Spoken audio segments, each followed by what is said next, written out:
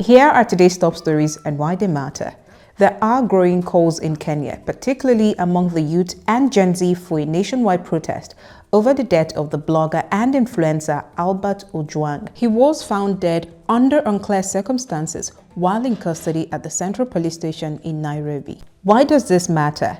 These bloggers' death comes almost a year after several activists and protesters were killed and abducted by Kenyan police during the Finance Bill protests in 2024. On Monday, Kenyan police tear-gassed some activists who marched to the main police station in the capital, Nairobi. There are fears this could trigger more protests in the coming days.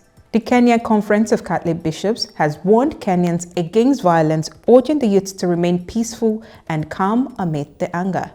The police have attributed the blogger's death to hitting his head against the cell wall, but some Kenyan activists have questioned that. The body was swollen and he had bruises. He had bruises here, somewhere on the face, on the shoulder, here on the elbow. So really you see that and it doesn't look like someone who was hitting their head on the wall. There's no value for life. They're killing us every single day and it goes unchecked. So we're here to demand for justice. The Kenyan police, however, said that the Independent Policing Oversight Authority has launched an investigation into the incident. To Uganda now, where conservationists are thrilled by the discovery of chimpanzees in Bwindi Forest National Park, located in the southwestern region of the country.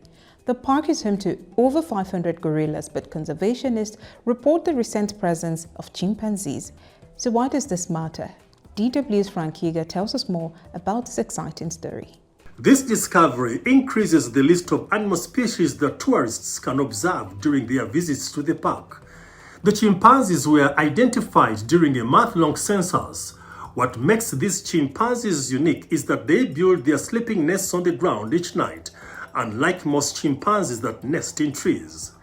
They create new nests every night and do not reuse old ones. While chimpanzees typically nest on the ground when injured or unable to climb, this is not the case for these particular chimpanzees.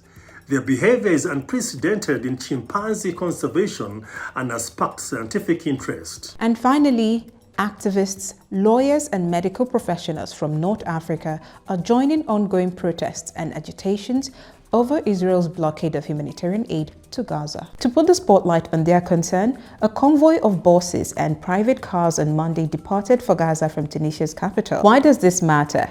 The move by these North African activists comes at a time when Israeli authorities stopped a high-profile flotilla from landing in the area.